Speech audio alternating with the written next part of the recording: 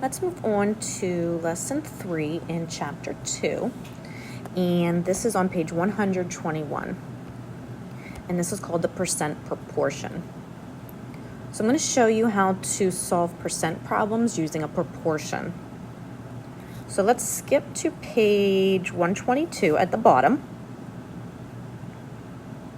and you have a little bit of space over on the left where it says show your work, and I just want you to write this down. Your percent always goes over 100. And then this is your part over whole. And that'll make sense when we do some of our problems. You can also put is over of. So I'm going to reference that throughout this lesson. All right, so let's look at letter A at the bottom there. What percent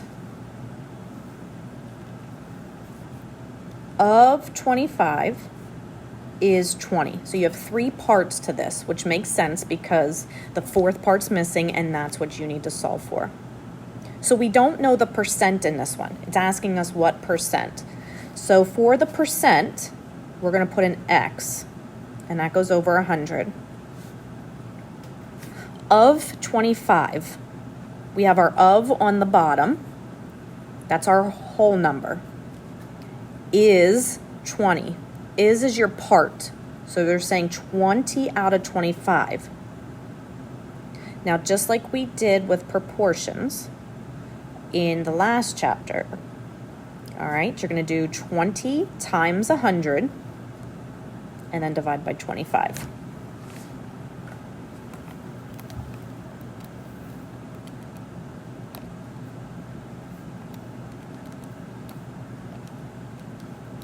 And that's going to give you 80. And this one was a percent problem, so you can label it with percent. All right, in letter B, 1275 is what percent of 50? There's your 3 parts. So you don't know your percent again, so your X is going to go over 100. Your part, the top number is 1275. Your of, or your whole number, is 50. So you're going to multiply these two, divide by the 50.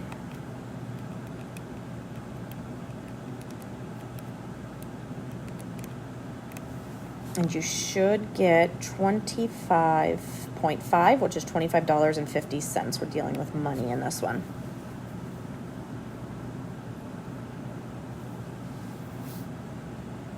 Okay, let's go to the next page. Again, remember what I had on that first page. Your percent is out of 100. Your part, which is your is over your whole number, which is your of.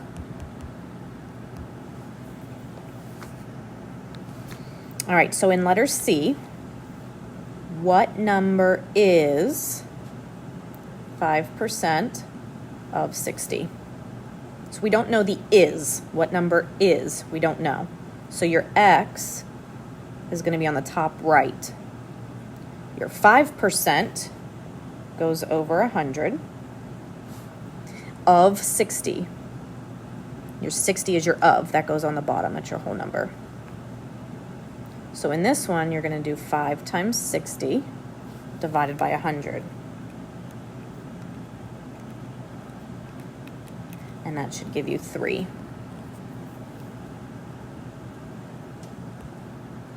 Okay, next one. 12% of 85 is what number? So they're giving you your percent, so that goes over 100. Of 85, of is your bottom number. Is what number? You don't know your is, so your X goes on the top right. So you're going to do 85 times 12 and then divide by 100.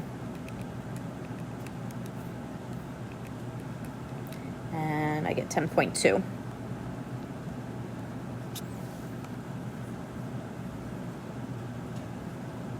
Okay, You look at the bottom then, you have 40% of what number is 26. So 40 is your percent, that goes over 100. Of, you don't know, so your X is now on the bottom right, is 26, is your top right. So you're gonna multiply these two, divide by 40.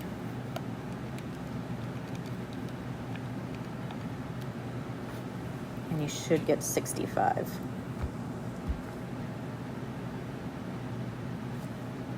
Okay, and letter F, 84 is, you have your 75% of what number? So you don't know the of again.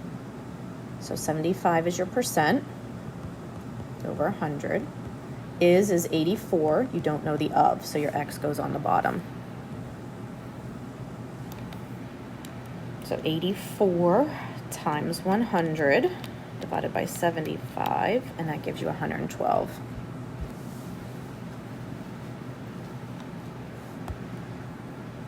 So when you have word problems, like number 4, the example number 4 on the next page, you have to think of percent, you have to think of part and whole, because you won't always see is or of. So the average adult male Western lowland gorilla eats 33.5 pounds of fruit each day. How much food does the average adult male gorilla eat each day? So in this one, 33.5 pounds is the part of the whole amount. So you'll see that that's on the top. Now they put it top left. You can flip-flop this around if you want. I usually put my percent first. And then that was fruit, so it was the 67%. So I would have written this as 67% over 100. And that was 33.5 pounds. We don't know the whole amount of food that they eat. So in these, the word problems, if the is and the of isn't clear, you have to think part and whole. Fruit is only part of the diet, and that was the 33.5 pounds. You were finding the whole diet.